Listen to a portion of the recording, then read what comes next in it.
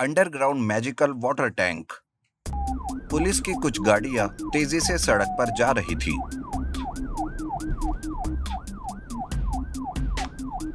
उनमें से 2 जीप और 4 बाइक थी। 2 बाइक सामने थी और 2 बाइक पीछे थी। बीच में 2 जीप्स थे, जिसमें एक जीप में ढेर सारा पैसा था, जो सरकारी खजाने में जमा होने जा रहा था। गाड़ियां तेजी से जा रही थी कि अचानक से सड़क के बीचों बीच कुछ भैंसें आ जाती है। पुलिस वाले बाइक पर से उतरकर उन भैंसों को हटाने की कोशिश कर रहे थे। तभी वहां खिलौने वाला छोटा सा रिमोट कंट्रोल रोबोट आता है। उसे दूर से कोई ऑपरेट कर रहा था। वो रोबोट पैसे वाली जीप को छोड़कर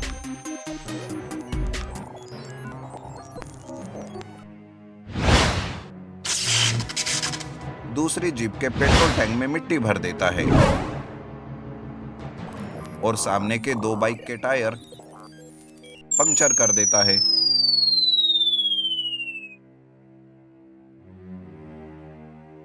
पुलिस वाले भैंसों को हटाकर वापस अपनी बाइक के पास आते हैं। वो अपने बाइक्स को पंचर हुआ देखकर चौंक जाते हैं। वो अपनी बाइक को वहां से हटाते हैं। बाकी गाड़ियां आगे बढ़ती हैं। जीप की पेट्रोल टैंक में मिट्टी होने के कारण दूसरी जीप वहीं रुक जाती है, आगे नहीं बढ़ती।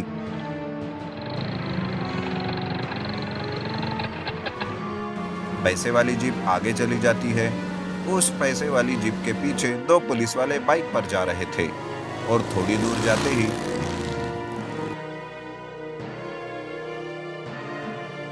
उन पर तीरों से हमला होने लगता है।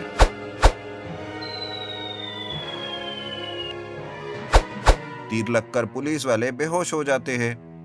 जीप का ड्राइवर भी बेहोश हो जाता है। लेकिन तभी वहां एक बूढ़ा आदमी आकर जीप में बैठे ड्राइवर बाहर निकालकर वो जीप लेकर वहां से चला जाता है। उस शहर से कुछ दूरी पर एक छोटा सा गांव था, जो बहुत ही खुशहाल और हरा भरा था। उस गांव में रामजी नामक एक आदमी रहता था, जो बहुत ही सीधा साधा और नेक इंसान था। वो दूध का व्यापार करता था। वो एक छोटी सी झोपड़ी में रहता था। उस गांव में रामजी को एक भगवान की तरह पूजा करते थे। वो गांव में हर किसी की मदद करता था। उसने गांव में गरीब बच्चों के लिए कई सारे स्कूल, इंजीनियरिंग कॉलेज और अस्पताल बना के रखे थे। गांव में रामजी एक मसीहा थे। एक दिन शहर में हीरे का प्रदर्शन हो रहा था।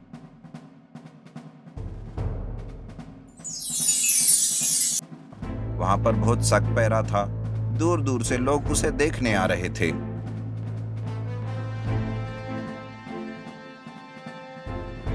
हीरो के आसपास पुलिस वाले गन्स लेकर चारों ओर घूम रहे थे। म्यूजियम के बाहर एक लड़की अपना लैपटॉप लिए बैठी हुई थी। वो लैपटॉप की मदद से एक छोटे से खिलौने वाले रोबोट को म्यूजियम में भेजती है।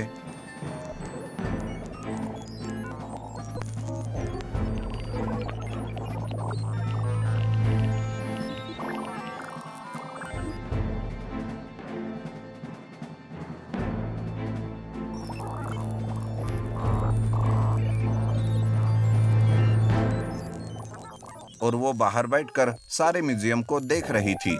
वो धीरे धीरे रोबोट को ऑपरेट करते हुए रोबोट को हीरे तक पहुंचाती है।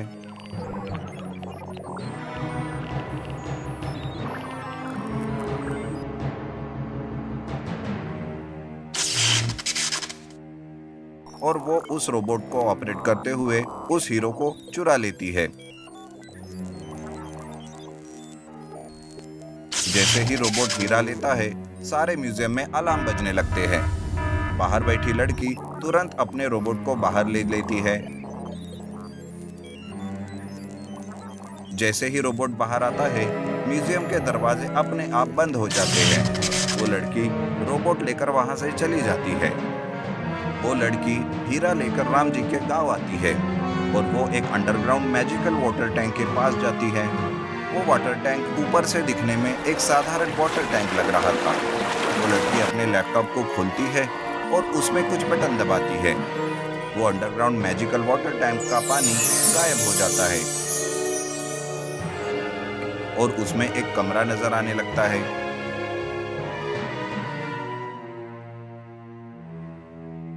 वो लड़की उस कमरे में जाती है। उस कमरे में बहुत सारा पैसा, सोना और एक बड़ा सा डिजिटल मॉनिटर दिखाई दे रहा था। लड़की का अपना विग निकालती है और अपने कपड़े बदलती है, तो वो और कोई नहीं, वो रामजी था।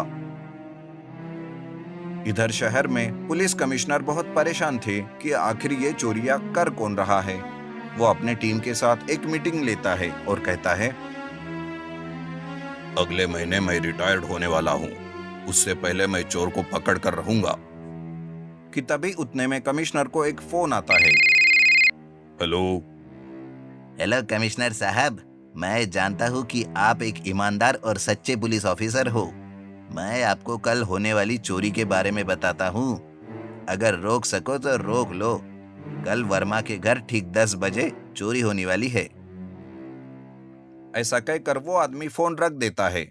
कमिश्नर वर्मा को फोन कर उसे अलर्ट करता है, पर वर्मा बहुत ही घमंड से कमिश्नर की बात को अनसुना करता है। कमिश्नर वर्मा के घर के बाहर सख्त पहरा लगवाता है। वर्मा कहता है, देखो, किसी ने मुझे खुली चुनौती दी है।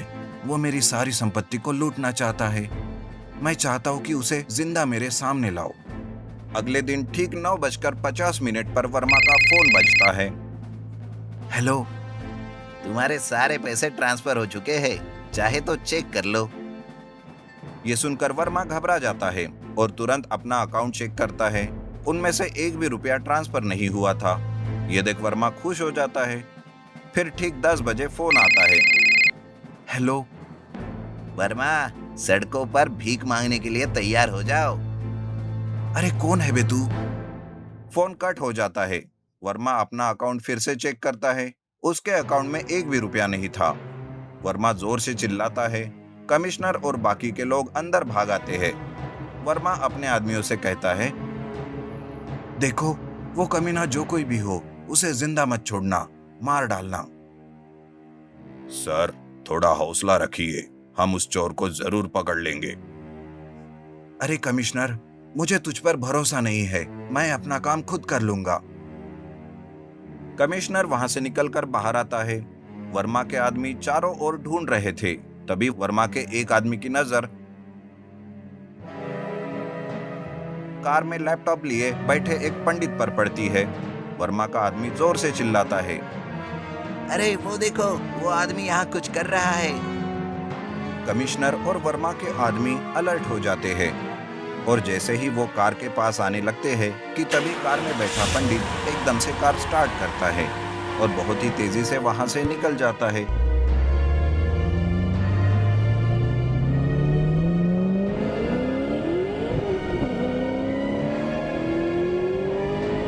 कमिश्नर और वर्मा के आदमी कार का पीछा करते हैं। वर्मा के आदमी पंडित पर गोलियां चला रहे थे। पंडित कभी राइट तो कभी लेफ्ट कार को चला रहा था। पंडित बहुत ही तेजी से रोड पर जा रहा था।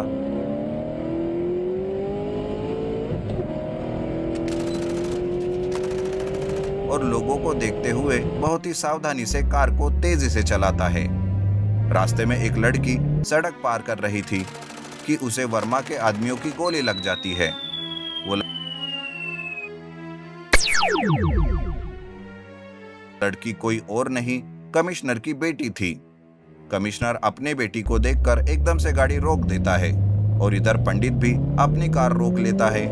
कार में बैठा हुआ आदमी और कोई नहीं था बल्कि रामजी था।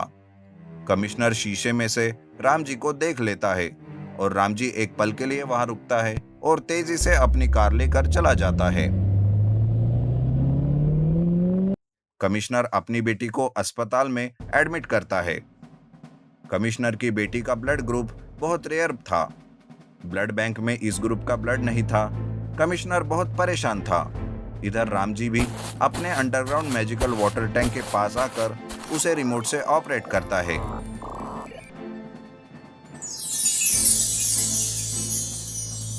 वो वाटर टैंक में जाता है। रामजी टीवी पर कमिश्नर की बेटी का हाल देखता रहता है। रामजी का और कमिश्नर की बेटी का ब्लड ग्रुप एक ही था।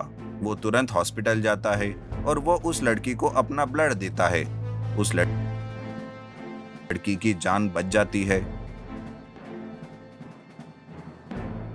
कमिश्नर रामजी को देखकर चौंक जाता है।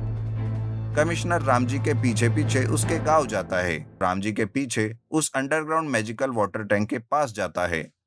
रामजी कमिश्नर से कहते हैं, क्यों कमिश्नर, बच्ची को छोड़कर यहाँ तक क्यों आए हो? तुम कौन हो? आखिर ये सब क्या है? रामजी अपना रिमोट ऑपरेट करके कमिश्नर को उस अंडरग्राउंड मैजिकल वाटर टैंक में ले जाता है।